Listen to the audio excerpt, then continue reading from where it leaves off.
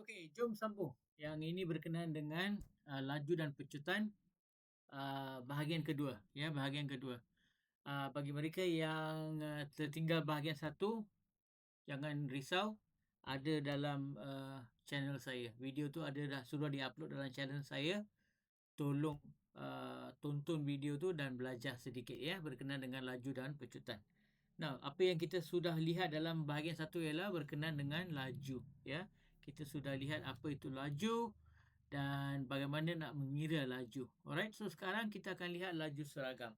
So, laju seragam ditakrifkan sebagai laju yang mempunyai perubahan jarak yang sama. Itu adalah sangat penting.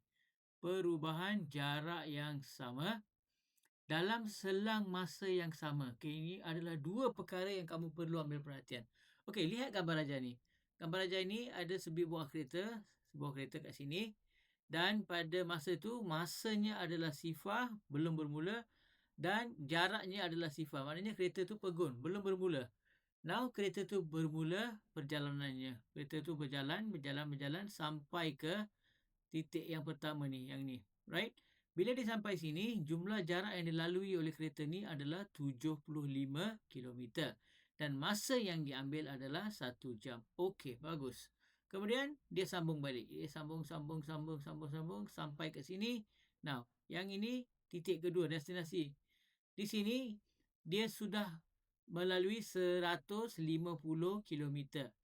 Maknanya dari titik A kat sini dan titik B ke sini, jumlah jarak yang dilalui adalah 75 kilometer. Dan masa yang dilalui ambil ialah 1 jam juga.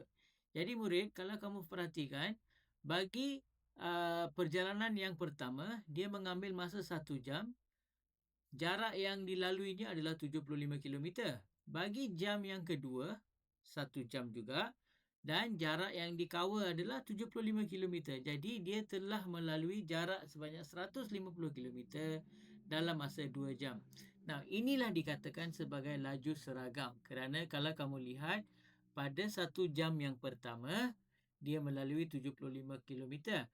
Selang masa yang kedua, iaitu 1 jam juga, dia melalui jarak yang sama. So, perubahan jarak yang sama, 75 kilometer dari Sifar hingga ke titik A dan dari titik A ke titik B.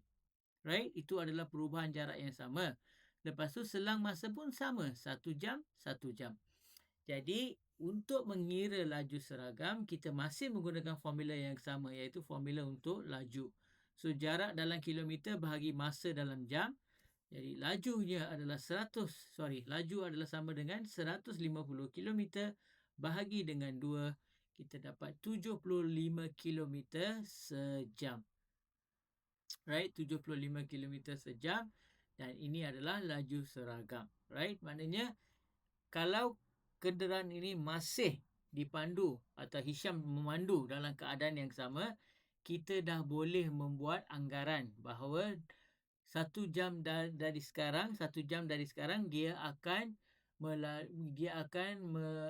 complete another 75 kilometer. Maknanya jumlah jarak yang dilalui adalah 225 kilometer. So, itulah laju seragam. Alright? Okay, let's move on. Laju tak seragam pula.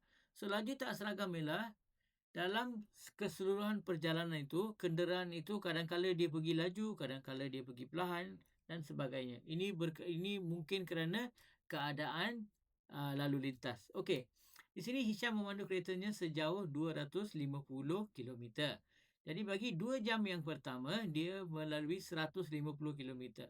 Dan 2 jam yang kedua ialah 100 kilometer. Jadi keseluruhan perjalanan itu dibahagikan kepada 2 bahagian. Bahagian pertama dan bahagian kedua. Kalau kamu perhatikan, selang masa dia adalah sama.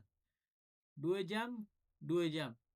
Tapi jarak yang dilalui, 2 jam yang pertama dia cover 150 kilometer.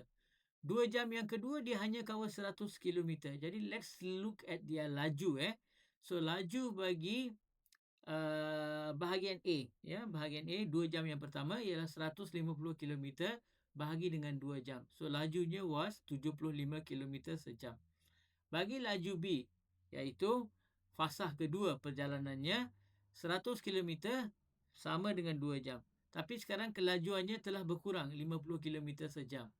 Jadi di sini kita boleh katakan maka Hisham tidak memandu keretanya dengan kelajuan yang seragam. Mungkin pada situasi ataupun pada fasah pertama perjalanannya dia menggunakan lebuh raya. Jadi lebuh raya kalau kita tahu kan panjang, lebar dan kita boleh maintain kelajuan kita.